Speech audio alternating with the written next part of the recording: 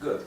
Yo for I, tú for you, singular, and informal. Why? Because usted means also you, but usted is the formal you. Okay?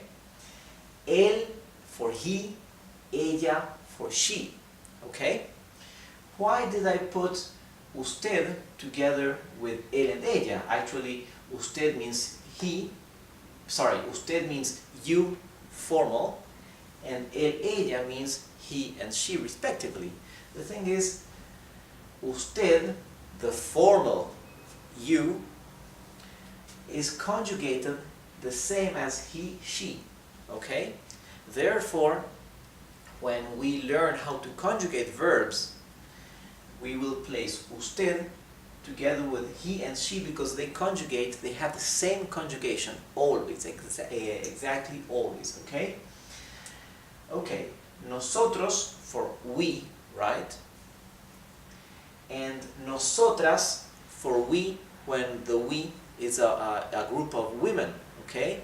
So it's the feminine we, okay? So for a mixed or just male group of people, we is nosotros, and for just female is nosotras, okay?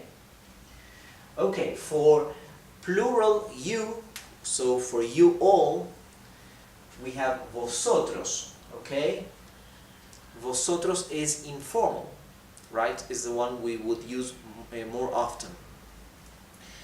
And ustedes is you all, but formal when addressing a group, a board of directors, for example.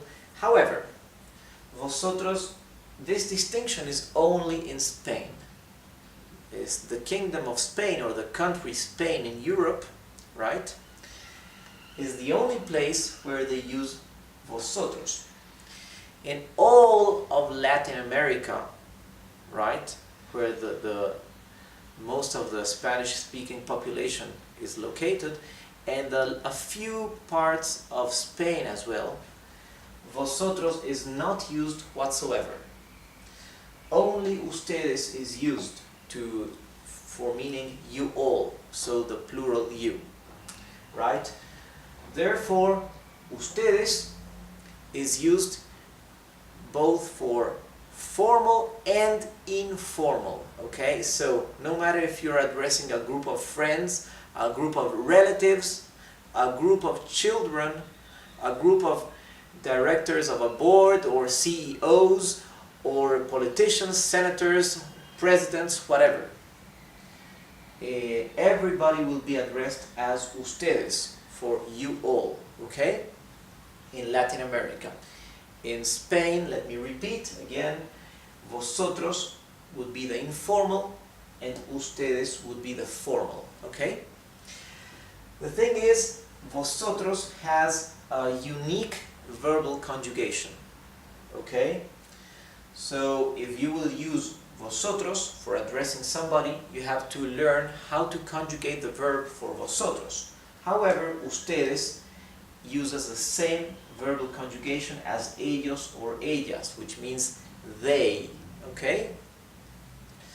So ellos is they for a male group of people, or even for a mixed group of people formed of male and female, men and women, okay? Ellos. And if the group is formed just of women, it is ellas, the feminine, okay?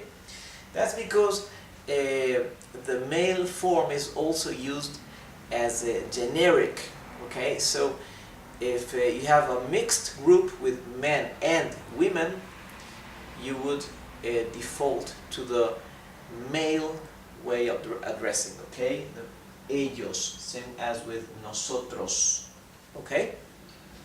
So linguistically speaking, remember that masculine form is by default the generic way of addressing. Same thing, if you do not know the gender of a group of people, you default to the masculine form of addressing that group, okay? ellos, nosotros, or any other way. Okay?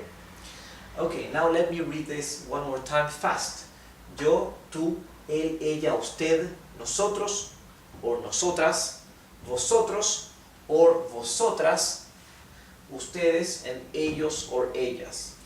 Let me add vosotras as well, because you all in the Spanish from Spain way also has a feminine. Okay?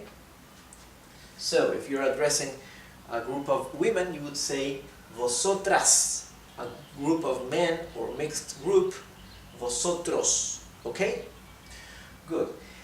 Now let me remind you that in Argentina and in Uruguay, those two countries in Latin America, the Y and the double L, instead of being pronounced y, okay, is pronounced like the English SH, sh.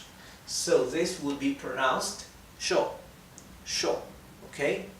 Sho in Argentina and in Uruguay, and yo in all the other Spanish-speaking countries, okay?